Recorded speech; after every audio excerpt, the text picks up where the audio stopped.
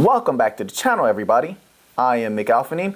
Please subscribe to the channel if you haven't already. I would greatly appreciate that. And if you could, please click that like button. It definitely helps the video be seen by more people. Turn it into a rocket and send it to the moon. So a lot of different protocol have been going to the moon. Everyone, including myself, have been seeing very healthy profits. I hope that maybe you've been experiencing some of these gains. Getting the money wherever it's going to come from. Okay, listen, Shib Army, don't be upset with me. All right, accept me. Do not reject me. But Shib was pumping and I got in, took a lot of healthy profits, and I got out. Then I got in. I took a lot of healthy profits. Then I got out. Then I got in. Listen. Unless it's the banking coins, I'm going to take profits. Unless it's the banking coins, I'm going to make the money wherever the money can be made. That's what we're here for. This is a money game. We're here to make insane gains. So yes, we have our long holds, XRP, Algorand, XLM, Cello, H-bar. However, when you see something pumping, I don't care if it's Bitcoin, Shiba Inu, which has become a legit coin, by the way. They have a very good burgeoning ecosystem that stands to bring that community lots of gains for quite some time, in my humble opinion. But yes, if it's not a long hold for you, yeah, you want to lock in some profits. So profits have been very, very good with a number of protocol. Okay, so now here we have Algorand Foundation is expanding its programs with NFTs, and we have a little tweet here. It says, "We're delighted to welcome Algo Gems NFT to Algorand ecosystem as our latest grant recipient. Algo Gems is a modern NFT platform offering free NFT minting." Now, hold on a second. Let me explain something for a moment. If you go on OpenSea and a lot of these other NFT marketplaces, you're going to pay a hefty sum. We're here to make money, not lose money. So why would I want to pay a hefty transaction fee, which sometimes is about as much as it is to post an NFT, or there's even hefty transaction fees a lot of the time to even purchase NFTs. But if Algorand is going to be putting forward a service, and Algorand is very, very popular at this time. Of course, we don't have mass adoption. I'm not talking about mass adoption. I mean, it's very popular amongst all the right people, all of the right crowd, right? Right crowds. So if they're going to be offering free NFT minting, that's huge. And you want to get into the NFT market early and plant solid roots, which is what Algorand is doing, because the NFT market is going to just explode and go crazy at a certain point. It hasn't yet. What you've seen, I can promise you, is nothing. This is nothing. So you're getting in early, you're planting roots early, and that's going to bring a lot of flow into the Algorand blockchain, into the Algorand system. Okay, and this is very good for anybody who holds Algo. Okay, so I'm going to assume transaction fees and such. You know, a lot of things are going to be paid through that market with Algorand. Okay, and the Algorand community is very supportive and very solid. So they're going to be possibly using Algorand to pay for things and support the system. So this is very, very good. Anybody who gets into the NFT market now, whether it's Algorand, I think I saw XRP doing something recently. You have Zilliqa got in a little bit early. They're going to do very, very well. The arts market, whether it's music, visual arts, has been starving for a way to make money on their copyrighted materials and have it be have themselves to be the ones who truly make the money when they've been getting robbed for a long time from people stealing copyrighted material. I know this. I've been in the art industry for a long time as both a seller of art and a promoter of other people's arts over the years, over the decades. And so yes, this is going to take off. Once it's more easily accessible, NFT market is going to go insane. So this is a very good move for Algorand. I expect big things in the future. So keep your eye on that NFT market. Coinbase also. I believe I posted a tweet in a prior video. Coinbase is going to be offering NFTs. I signed up for the early program and such. And so you see everyone's getting in on it because they have the vision. NFTs are going to make massive sums of money. They already have been doing that.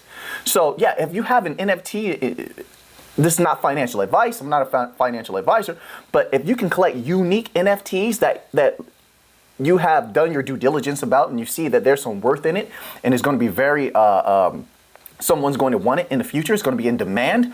This is the time, because they're going to sell for a lot in the future. It's going to be unbelievable gains. People have already experienced unbelievable gains from NFTs. It's disgusting how much money people have been making from NFTs. I know crypto, we look at the stock market and we're like, oh, we make so much more gains than you. The NFT market is looking at crypto like, we're making so much more gains than you.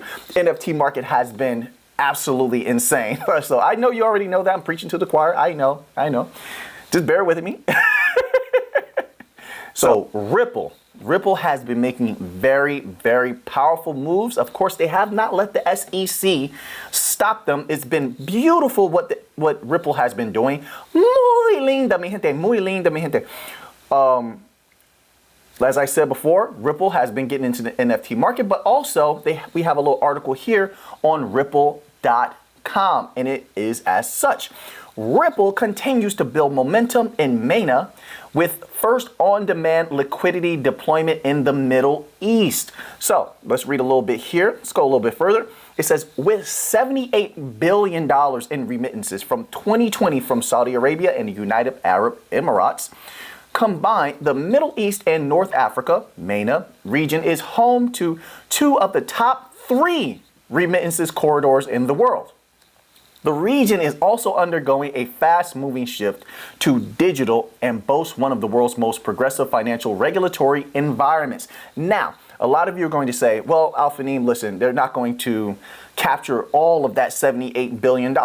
We already know that. I believe that should be inferred. But what we're talking about is, once again, planting roots, okay? Planting roots and accessing even a modicum of that from the outset, a modicum of that 78 billion. And of course, over the years, Ripple is expecting to grow. Now, a lot of you are going to say, well, they don't necessarily have to use XRP. And that's true. They don't necessarily have to use XRP, but they will inherently use XRP and promote it because they are a for-profit company. And XRP is an integral part of their particular blockchain and how it works. It's an integral part, okay? So when they sign memorandums of understanding and they sign these particular contracts, I would think that it is necessary in those contracts that XRP be negotiated to be leveraged and used to a particular degree, which means that when Ripple makes a deal or signs a memorandum of understanding, each of them, no matter how much of the market they get, no matter how much revenue they're going to bring in, it is very good for XRP holders. Until further notice, until they change something, that's how it's going to be, because those contracts are going to have it in there as XRP is an integral part of their particular blockchain and how it functions. All right, so this is very, very good. The African and Middle Eastern corridors have been heating up. You have XRP released this tweet, okay? And Stellar has been in Africa as well. They are rapidly expanding. Now, so we're going to get into that in a moment. So much has been happening. This is looking very, very good for crypto as a whole and for the future of as far as people long holding XRP and XLM and Algorand is looking very solid. Now, a sleeper cell, in my opinion, in my humble opinion, a sleeper cell is Cardano, who laid tracks and has some pretty long legs in Africa. From months ago, they were doing certain deals in Africa. However, Cardano, I don't believe, has positioned themselves to be like a currency rail, so to speak, right? That's not their foundation. It's not what they're promoting. It's not their milieu, so to speak, right? So XRP and Stellar are moving heavily right now in Africa, and this is good. Africa's developing rapidly, and if you can grow with an economy, get in early and grow with an economy, that's very good. Ingrain yourself into as much of this infrastructure as you can, and as they grow, you expand, and the money will increase that comes in to your business, and that is going to utilize your protocol. So every little deal is good for long holders of these protocol. All right, and as it grows, the money that flows through that particular blockchain and protocol will increase. But this is only for the patient people who have the vision, who see what is to come in the future. I can't speak for the impatient. I'm very patient myself, and I see where everything is going. It's looking very, very good. So it says, today, Ripple announced its continuing contribution to this hotbed of fintech innovation with the first ever in-market on-demand liquidity deployment in the Middle East. Through a partnership with international blockchain-based financial services company, Pipple, the two will bring instant, low-cost remittances to the area, starting with the UAE. So this is a pretty good development. Let's move on here. So we have more developments. We have at Ripple, this is also from Ripple.com. It says Al-Ansari Exchange taps RippleNet Cloud to enable cross-border remittances to Malaysia with Money Match. Let's scroll down here, take a little look, a little further. Bear with me. Give me one moment, please. Today, we're thrilled to announce the UAE-based foreign exchange and worldwide money transfer company, Al-Ansari Exchange, has joined RippleNet. Through RippleNet Cloud, Ripple's global cloud-based financial network technology, Al-Ansari Exchange, will connect with leading money transfer technology company Money Match to provide the same-day remittances to Malaysia. This service will initially support transactions in Malaysian ringgit, MYR, with plans to support the Brunei dollar, all right, and the Australian dollar in the future. So, once again, I'm assuming, based on their memorandums of understanding and XRP being an integral part of their blockchain system and their rail for fiat currency, that XRP is what is going to be used as a rail to move the Brunei dollar, the BND, and also the Australian dollar, the AUD, back and forth with this or for this Malaysian corridor. I think that's just logical. Okay, so I mean, we can extrapolate things in a lot of ways, but I believe that there is a logical approach to extrapolating where what's going to be used and how it's going to be used and how it affects everything. This, in my humble opinion, is very, very good. It's very good. I don't know why I said it like that. You got to cut loose a little bit, man. You got to cut loose. I've done a lot of business this week, so I got to relax a little bit. I thank you all for letting me relax with you while we talk about this news. All right, so things are looking very, very good for Ripple. Keep in mind, I think it's like 90% of their business is not done in the United States. Keep that in mind as we move into the future, and things are starting to pick up very fast and is looking very, very good. Okay, so let's continue on here. We have, and this is something I want everyone to take note of. Okay, the ECB, the European Central Bank, we've discussed them quite a bit. They have announced, here's a article from their website, ecb.europa.eu,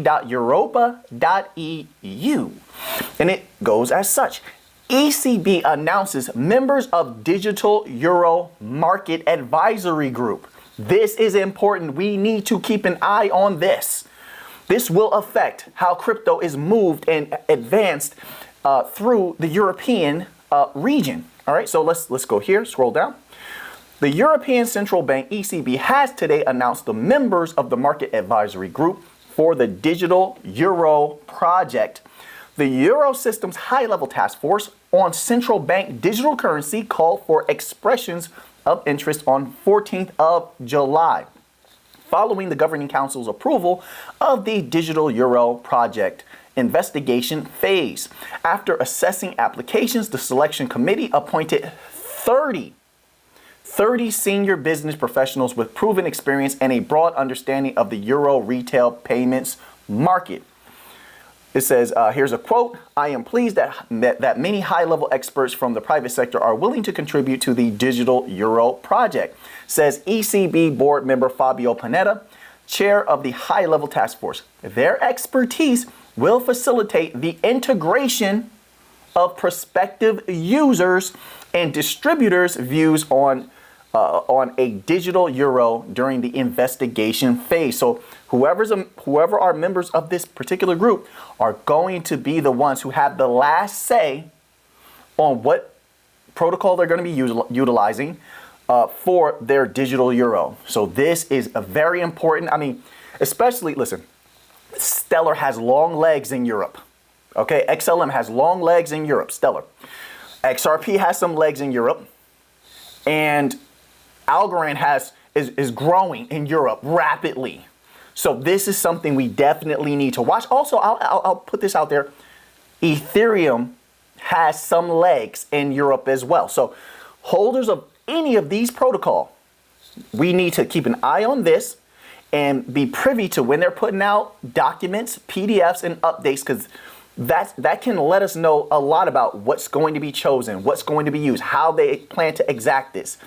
Are they going to use singular protocol for CBDCs? Are they going to use a multi-central bank digital currency, which is what the Bank of International Settlements is pushing right now and testing right now? So once we start getting reports from these individuals, from this particular group, that is going to be essential to know where the money is coming from, especially for those of us who hold multiple banking coins. I know a lot of people hold one banking coin. Some people love XRP, that's it. Some people love XLM, that's it. But there's some of us who hold all the banking coins, and we have a substantial amount, and we'd like to know where that money's going to come from first, how we can move it, when we're going to take profits, how high is it going to go, what corridors do they have open. There's so many questions to ask and so many answers to receive, which we would provide that answer with ourselves with proper research. But it will let you know a lot about that money in the future that is standing to be like a wave sweeping through the world, at least for the people that hold these particular protocol. So let's continue on a little bit further. Members of the market advisory group will act in a personal capacity, advising the Euro system on the design, that's key, design and distribution of a potential digital euro from an industry perspective. Like I said, this reinforces what I was trying to convey. I reiterate, we need to watch them. This is going to be important to let us know. Their reports are going to give us an idea of what direction they're going in. You know, do they want to use HBAR? Do they prefer 150,000 transactions per second? Do they think it's necessary? Do they think it's the most secure? Do they believe that they can use XRP, XLM? Are they combining everything together in an MBDC? These are things we're going to want to know. At least I'm going to want to know. But if I know, I'm going to be informing you. All right, so let's move on. Let's move on here a little bit. They want green protocol. They want energy efficient everything. But as of late, there's been a lot of tweets from, there's been tweets from Cello. There's been tweets from the Bank of International Settlements. There's been tweets from International Monetary Fund. All of these organizations, many of them, the ones I said, and more, have been really, as of late, pushing this green initiative. Now, that's important if you are holding a protocol like Bitcoin, Ethereum, that are not energy efficient, and they better come into compliance with that. They have to. For people to make money long into the future with Bitcoin or with Ethereum protocol like that is not energy efficient, they need to keep an eye on things like this, because the Bank of International Settlements, IMF, a lot of these, the European Central Bank as well, you can go look for yourself, have been pushing a green initiative, and they are demanding energy efficient protocol, energy efficient everything, which means no matter what the United States wants to do, these very, very powerful entities are going to opt for protocol that are going to be like energy neutral, carbon neutral, or carbon negative. I think Cello is carbon negative. XLM, carbon neutral. I think XRP is carbon neutral. So this is important to know, because if one day regulation goes out and everyone stops using, I don't want to sound like I'm fudding or something like that, but I'm just taking these things into account. Listen, I make money with Bitcoin sometimes. I make money, I've made money with Ethereum, although I don't prefer it. But if there's a chance that I could put money in and one day regulation is going to come down because they're energy efficient and all the whales are going to dump on the market because they know that money is going to be lost, being that regulation is against these protocol, I don't want to lose money. I don't want to lose money. So no matter how much I like those protocol, I have to have the understanding that money can be lost. How do I stop that? How do I stave that off? I have to stay privy to what's going on and what agendas are being pushed when it comes to the life cycle of a particular protocol. When that protocol is done, I'm done with it. Simple as that. It doesn't matter what it is. For instance, if blockchain at some point gives way to quantum computing, artificial intelligence run protocol, and blockchain can't make money anymore, I'm going to move to quantum AI based protocol to make money.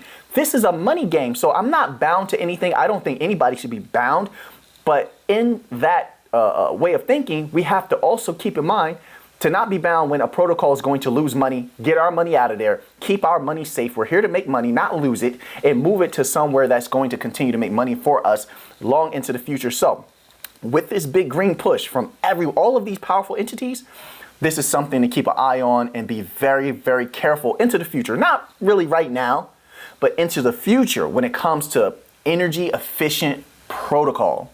I'm going to be very, very careful myself. I can't tell you what to do, but I would be careful. All right, so now we have some updates from Stellar. Stellar has been doing very, very well, making a lot of deals. They're everywhere spreading the message of why Stellar is very good. Now, here's what they've been doing.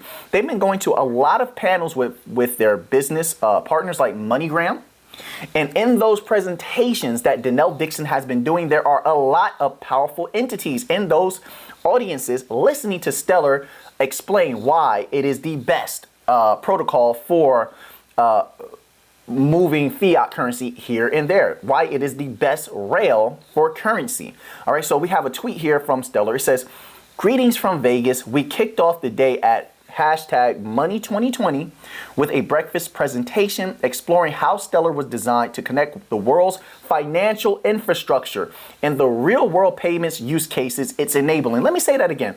There's so many people that are still in comment sections fudding people out from XLM, telling them that only XRP handles the banking system and Stellar's for the people. And I've been telling people this on the channel for the longest time. Stellar changed that trajectory long ago. You can read their website, read their white paper.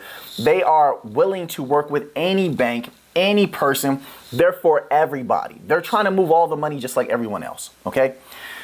Let me read that again. It says, exploring how Stellar was designed to connect the world's financial infrastructure. It doesn't say the people's. It says the world's financial infrastructure and the real world payments use cases it's enabling. So, and this is right from Stellar's Twitter. Okay, so they're telling you directly that Stellar can do it all. Here's a second tweet. It says leaders from @MoneyGram, @SendWire, @Flutterwave, and Tyler Mobile shared what they're building on Stellar to change the future of finance. Now, who are they sharing this with in this meeting? It's not just the lay person. It's a multitude of business entities, right? A multitude of bank heads, CEOs, presidents, things like that of companies and banks who MoneyGram, SendWire, Flutterwave, and Stellar have connections with. Mostly like MoneyGram is going to bring people in. They want to expand this. They want to, listen,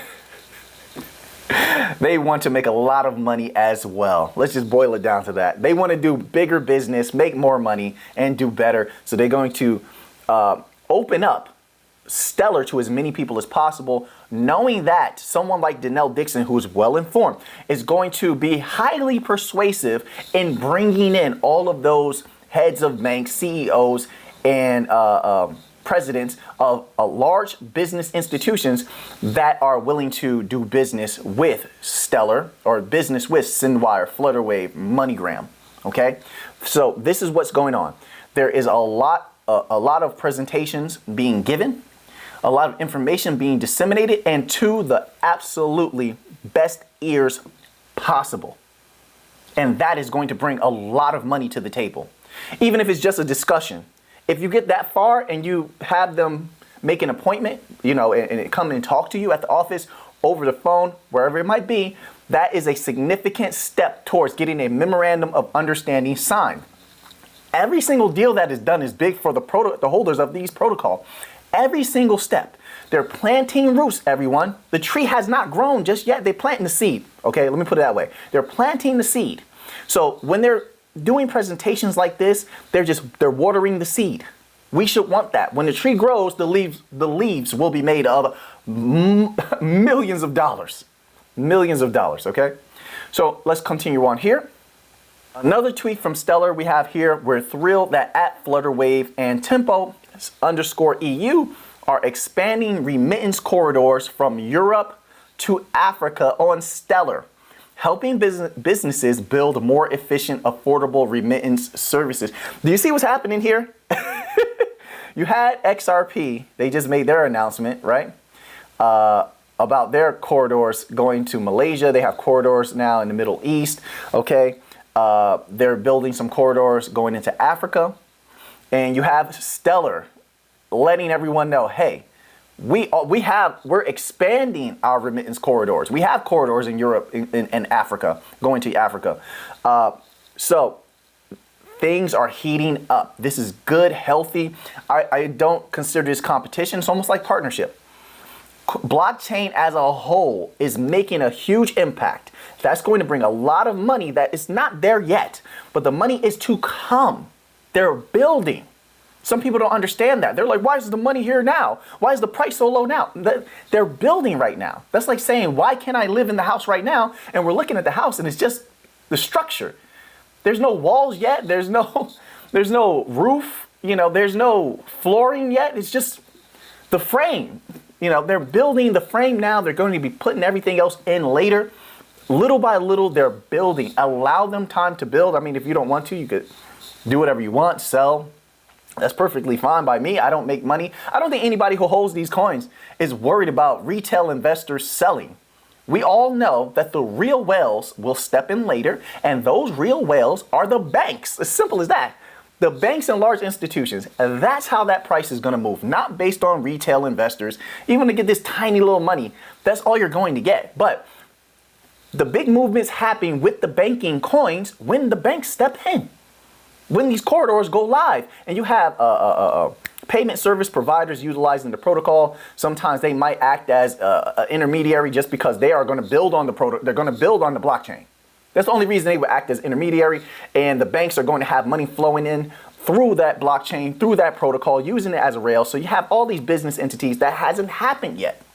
So when that happens, then the price will move. Until then, even if the price moves a little bit, who cares? Retail investors are not going to move the banking coins as much as they're going to use store of value coins. That they move pretty good because of their particular function. But our function is to act as rails for the banking sector and the large institutional sectors.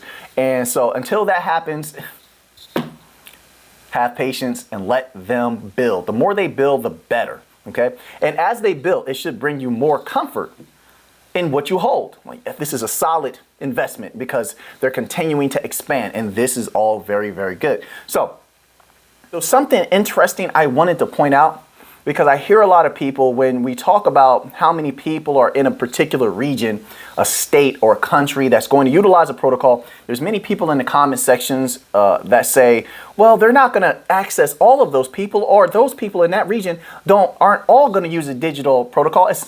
And that's, I think, looking at it in the wrong way. So I'm going to give you an example. Here we have an article on worldbank.org, and it's about Africa. It says millions on the move in their own countries, the human face of climate change.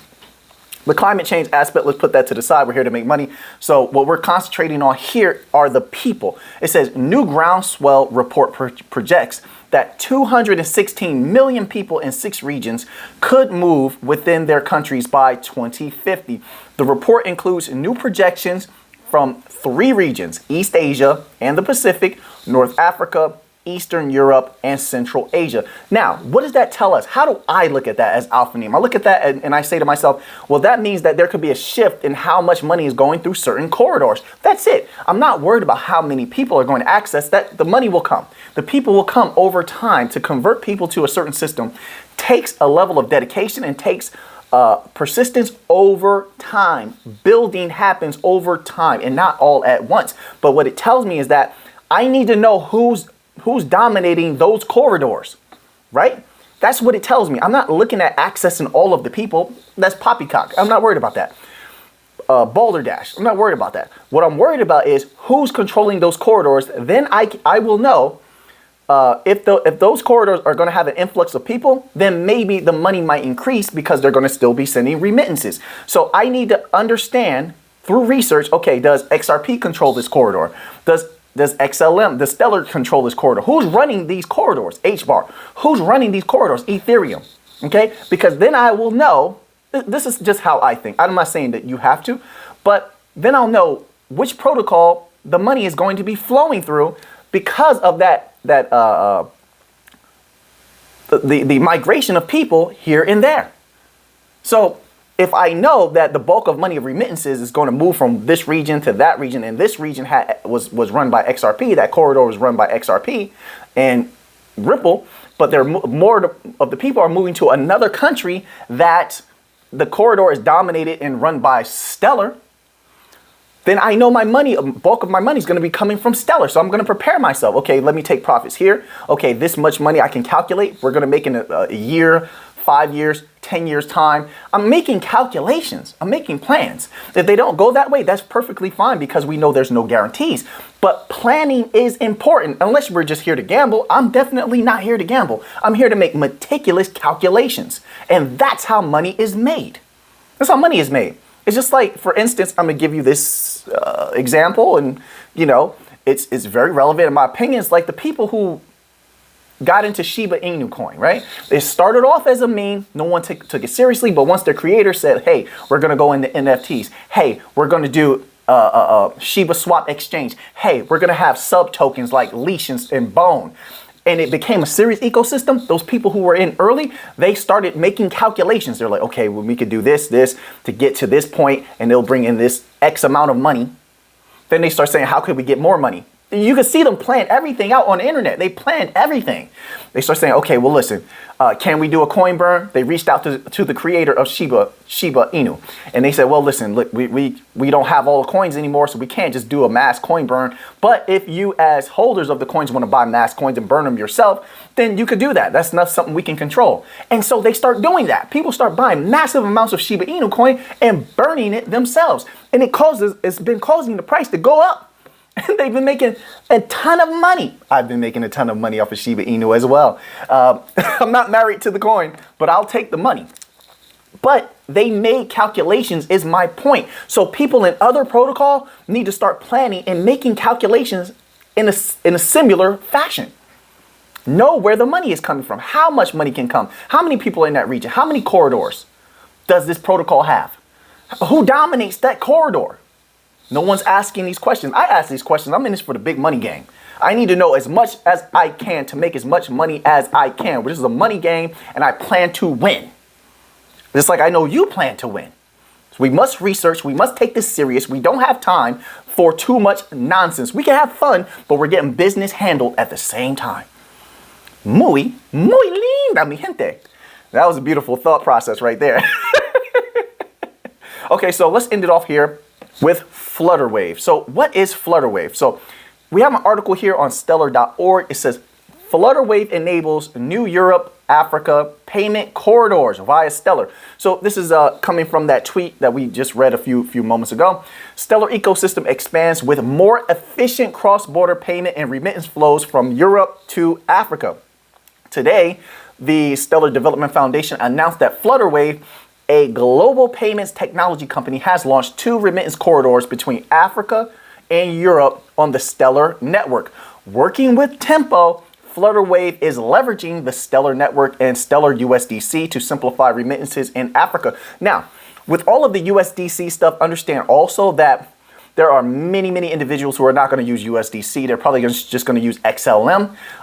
So there is a play on that. It's like USDC is used. Not only is it going to generate a lot of traffic on the blockchain, but it's going to bring Stellar into corridors that typically might not but they might not accept blockchain technology in those particular corridors. But if you come in there and you say, listen here, we're going to give you this way to use a particular stable coin, and it's not going to be too volatile for your people to use, they're more accepting of that. Once you have them accept that, you're already in. So now you're establishing roots in that region, and you're starting to reach out to their banks, to their large institutions, and they are going to want to, they're not just going to want, they're going to need cheap rails. They're going to need cheap rails. And what are those cheap rails? XLM. So look at USDC also with the dimension of it is a door opener. It's a door opener. It's just like a salesman walks up to your house, knocks on your door, you know, makes a nice conversation with you. You don't even know what they're selling. You don't even know what they're selling, but they ingratiate themselves to you by, hey, you know, it's a long day, huh? Isn't it? Yeah, man, I've been working all day. Hey, lawn's looking good. Doing a good job with the lawn, right? And you're like, oh, man, thank you. I appreciate that. They're telling you all this good stuff. Now you've invited them into your mind, into your heart. You're like, yeah, this is a cool guy. It's like, hey, listen, you know, I don't want to be a bother or anything, but, you know, we can help you with that lawn, you know. I'm out here, you know, you don't have to, but I'm selling some lawn products and such, the best of the best, okay? And you're already accepting it. You're listening to them. Instead of slamming the door in their face, he has opened the door, proverbially speaking, by introducing something to you that is acceptable and digestible by you. USDC is digestible. It opens the door. I don't know if I'm explaining this the right way, but man, if you can see what these things are being used for and why everyone is just accepting USDC to be run on their protocol, you can get the idea. HBAR, everywhere. They're all allowing USDC to run on their blockchain because it's a door opener. They go to a country, they say, listen, we're running USDC. Would you like to have your people use this as, you know, a alternative to their currency, easy way to get paid? But once they're in there, they're making deals with banks. They're making deals with business institutions to to have them use their rails. You think not? You think they're not doing that? Listen, I mean, hey, I believe that they're not. I believe, and I think I know that this is what is happening. It's a typical business tactic. And they're scooping up money, lots of money that would have been left on the table by using USDC, a non-volatile cryptocurrency that has a low cost, low transaction cost, and moves quickly across the blockchain. They're using it as a door opener. So that's just for the people that are like, well, what about XLM? USDC is making way for XLM. USDC is making way for HBAR. It's opening doors that they would not be traditionally allowed into because the legacy market has dominated the world for so long and they would not allow it. But this is like a backdoor way for protocol and the businesses running these protocol to access corridors that would otherwise be inaccessible. I don't know if I explained that clearly. My brain is going 1 million miles per hour. So now that you have that information, that was a lot of information. Now that you have that information, what are you going to do with it? I'm using a new microphone today. I hope that is going good. I hope it sounds good because I have no clue how it's going to sound. But thank you once again for watching these videos. I greatly appreciate you coming here and spending time with me. So now that you have the information, what are you going to do with it? And until next time, let's get to the money.